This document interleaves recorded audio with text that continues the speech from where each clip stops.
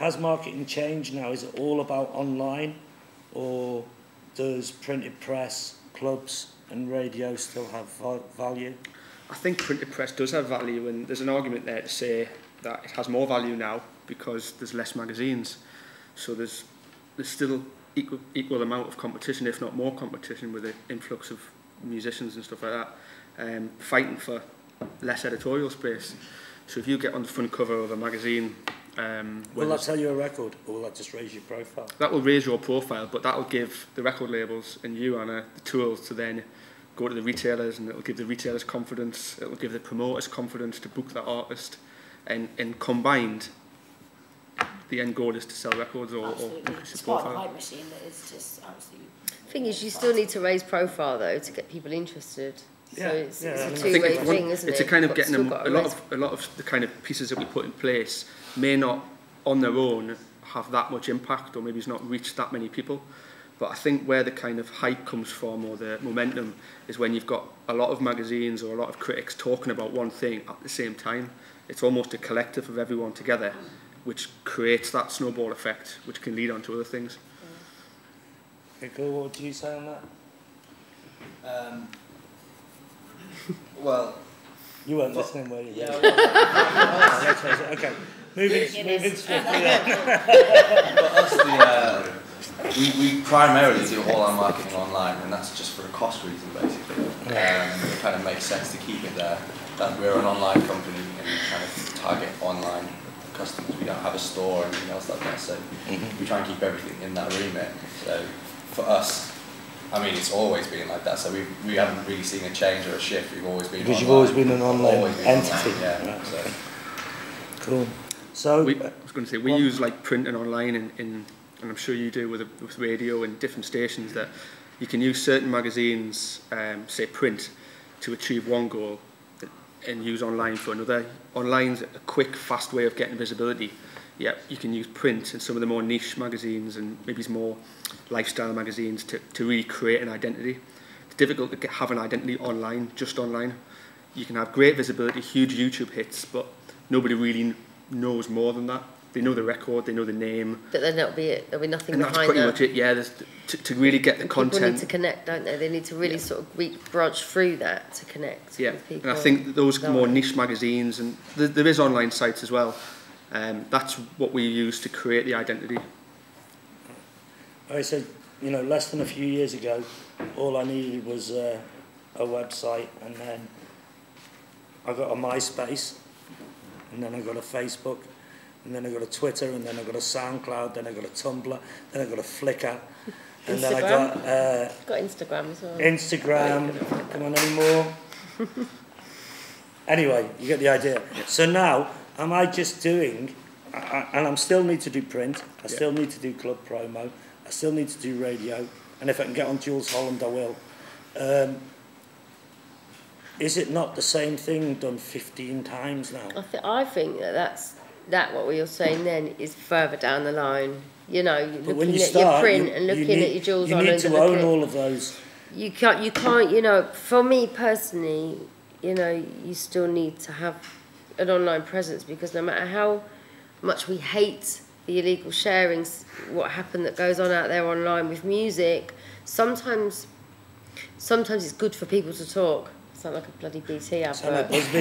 But it's good for people to talk, and that's how certain records, if we're talking one-off record, if we're talking just heat on a record, it just flies through people chatting online. Have you heard this? Let me send it to you. And as long as it's not, you know, it's not going to be the biggest selling record of the year because half people have shared it, but it sets up the foundations. I'm not saying it's right. I'm not saying it's right at all. But I'm saying online presence and hype online is very, very important. On an international level as well. Yeah. You know, breaking into new territories. I mean, you'll know there's certain countries that look at other countries for what's next. You know, and maybe it's the way to break into a certain country isn't just to kind of hammer the door down in that country.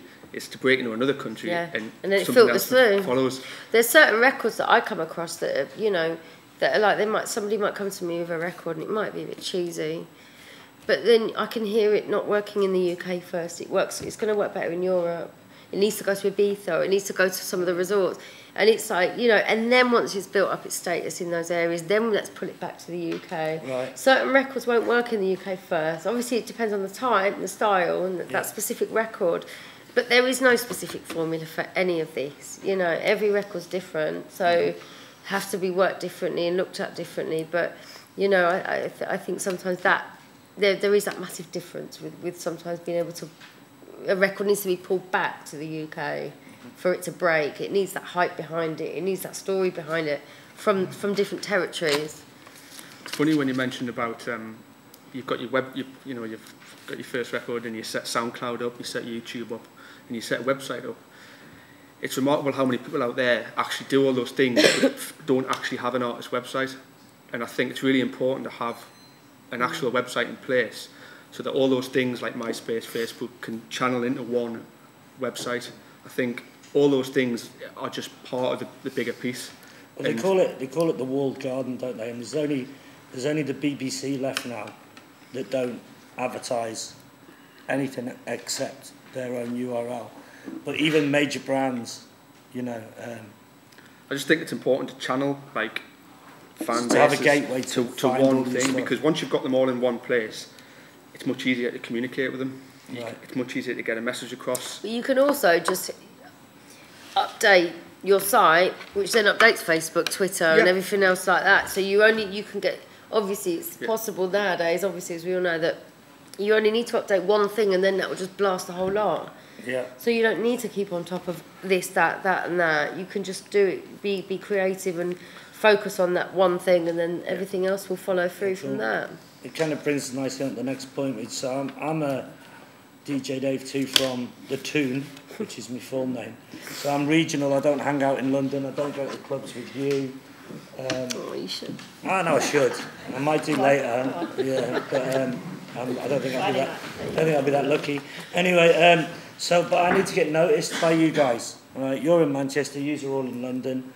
How do I get noticed by you? Where do I start? Do I start with club promo? Do I start by hitting you up by email? I think. How do you take notice of me? And we're starting this side. We've had a lot left. Yeah, I've talked to right. You have to draw from like a more personal experience. I'd say like trying to get a residency in a club or something like that will help you along the way. Well, I'm regional, so... Yeah, well, like in a club in Newcastle then, you go get a residency and then you're going to come in contact with bigger DJs and you can pass your music on to them. Okay, and that's a build good your point. profile. Try and even get involved with the promoters. You don't even have to be DJing there. They just need someone, because DJs get sent so much crap on a daily basis that need some kind of personal touch to make sure that they actually listen to the music or pay attention to it. So if you befriend a promoter who sees all these DJs and he actually believes in your music and he can pass that on to the DJs with a personal touch and say, this is my friend. Next thing you know, your tune's going to be getting played all around Europe, all around the world. And then, yeah, we're going to eventually clock onto it, aren't we? So. That's a good point. Okay, so how do I kick the doors of Defected down? Well, DJ Dave, are you a DJ that wants to be a big time DJ or a producer? Every DJ is a producer now. Yeah, well, you have to have both. Yeah. But where do you want to be, DJ Dave? I'm the only one who plays my records at the moment. But ultimately, I want a big house in Ibiza and I want to live next to Guetta. Excellent. And the Swedish House Mafia and that's my ambition. Well, I think as much as it sounds a good plan, DJ Dave, by the way. Thanks. Can you help me? No. But I think it's not necessarily, do you know what? It's not even necessarily going, who do I bang a call down of? I think it really is just being there all the time. Like, if you think about it, look at someone like Jamie Jones, okay, who was voted like #1 DJ, blah, blah, blah. It's because he was doing seasons in Ibiza for years and years and years. He was just shaking hands with people going, oh, having a laugh, having a bubble with them for a very long time. And it just happened that people were going, oh, actually, you're all right. Yeah, have a go on my decks, you know. Yeah. And it's literally, it's not necessarily going, this is everything I've got to offer, this is what I want. It's just meeting people, just getting people acquainted with what you do, networking, making friends, and the opportunities will eventually come to you at the right time.